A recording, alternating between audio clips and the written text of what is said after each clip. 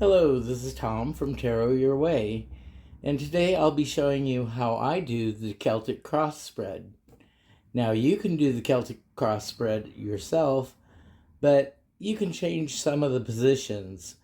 This is just the way I learned how to do the Celtic Cross, and it's a 10-card spread, and each position means something. Now, there are certain positions that I wouldn't say to change, but others feel free to change however you see fit. So we need 10 cards, and I'm going to be reading everything upright, even though my cards are mixed. 1, 2, 3, 4. That one wanted to flip up. 5,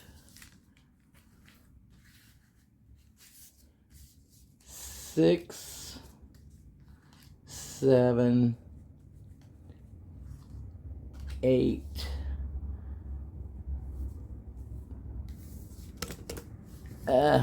9,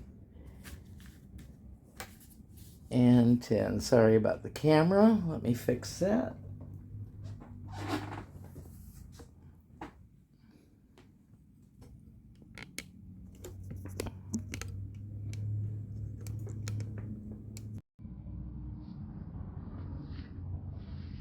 Technology eludes me.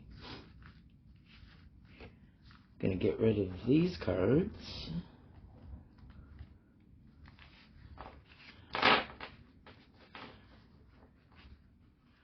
The only card I'm gonna look at is the one that we had on the bottom. And we have the Fool. And we just call the bottom card the general energy.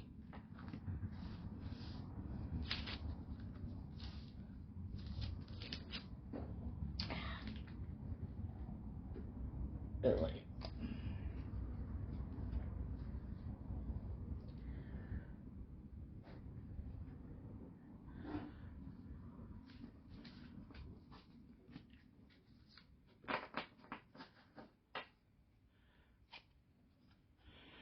Okay, the first card I call the situation or MO.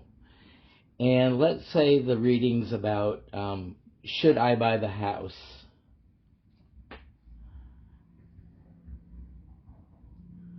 So that's about our situation. So we have the Hangman. And the Hangman says we need to look at things from a different perspective.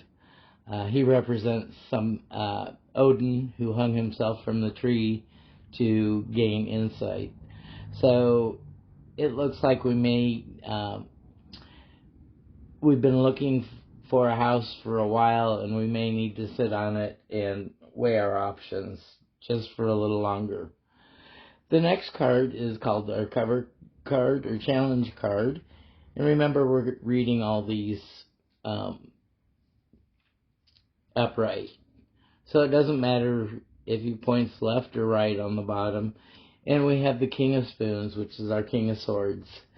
Our King of Swords is analytical, logical, and he's the air sign, so he speaks of communication.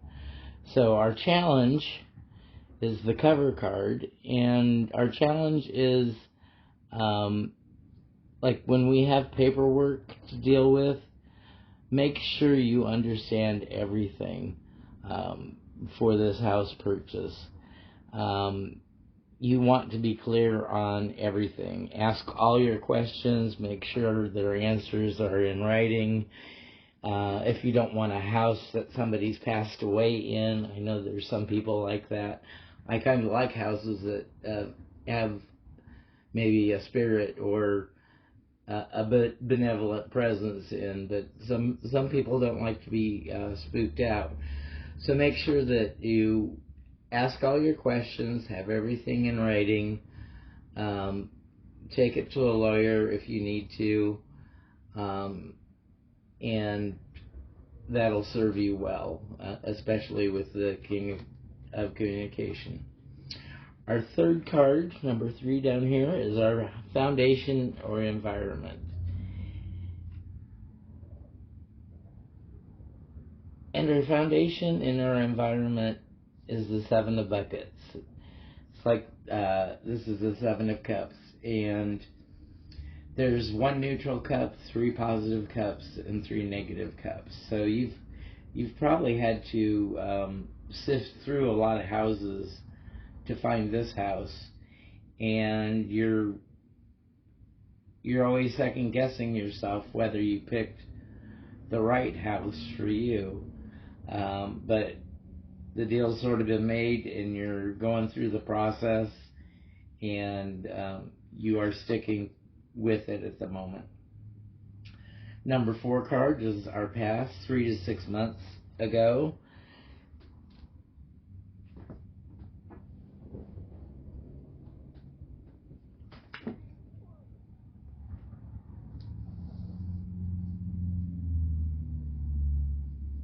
We have our 7 of coins, and 7s are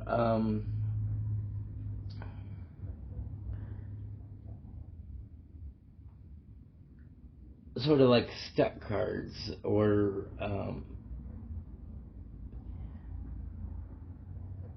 like the 7 of Wands is struggle, the 7 of Swords is the thief. So our 7 of coins is like 3 to 6 months ago we had problems with the financing and getting, bank approval for loans and stuff. So it took some work, but we're over that. We don't need to worry about that anymore, because it's all worked out, and now the funding is secure. Our best possible outcome is our Sun card, and he's upside down, but we're going to read everything right side up. So the best possible outcome is the Sun card, and that's probably the most positive card that we have in the tarot. So everything falls into a place. Financing's fixed, the paperwork's right, the inspections go through, and that's the best possible outcome. It's not our final outcome, but it's the best possible outcome.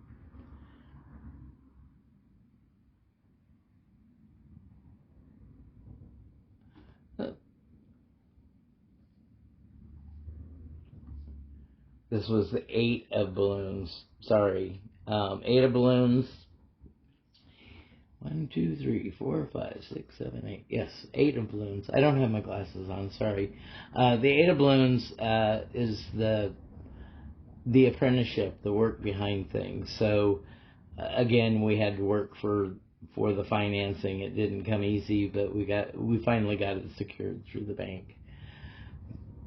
This is our 7, so that's going to be our struggle, our strife, and that's ahead of us. So maybe clearing the title or something else comes up when you're about ready to close, and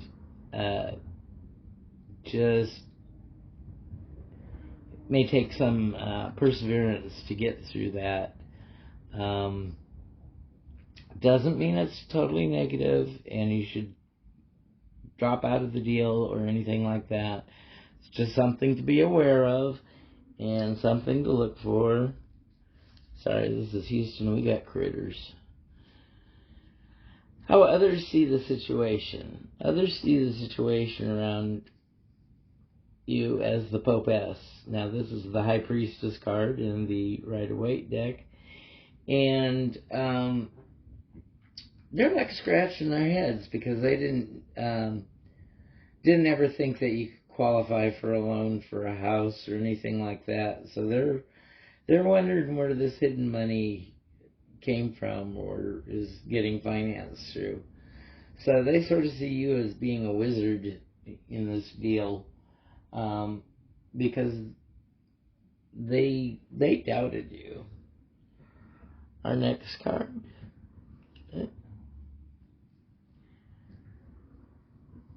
is our Ace of Brooms.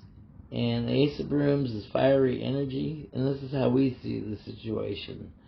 So we're all gung-ho about this. We're emotional about it. We're keyed up. We're running as fast as we can on this because we don't want it to slip away. Not necessarily bad.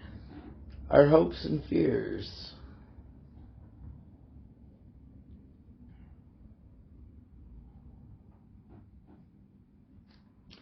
We have the Queen of Spoons. So the Queen of Spoons, she's loving with her communications, and your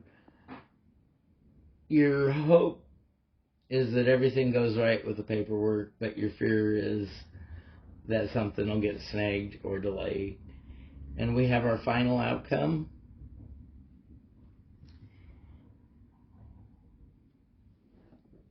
And our final outcome is our Page of Brooms. Everything's looking sunny.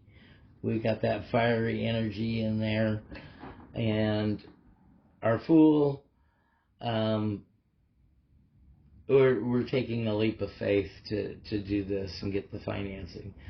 So the outlook for the reading of should we buy this house is a positive one.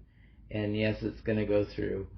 Now I have this other card here, and if we needed to clarify something, maybe we're not so sure about this 7, what it means, we can turn this card over and clarify it. Well, now we have the Page of Balloons, and the Page of Balloons is messages and positive, just like our Page of Brooms. So we're not in the 3 to 6 months in the future, we're not going to get held up by any of the financing or the paperwork. We're all golden. So that's just an example of how I read the Celtic Cross spread. The tarot is totally intact and in balance, whether you read the cards all upright or you have reversals. So don't feel like you have to start out with reversals. Only go into reversals if you feel that you are very familiar with all the upright meanings and you're looking for more minutiae in your readings. Then you can start adding reversals to your readings. Thank you so much, and you go out and have a great day. Be kind to yourself and be kind to others. I'm Tom from Tarot Your Way.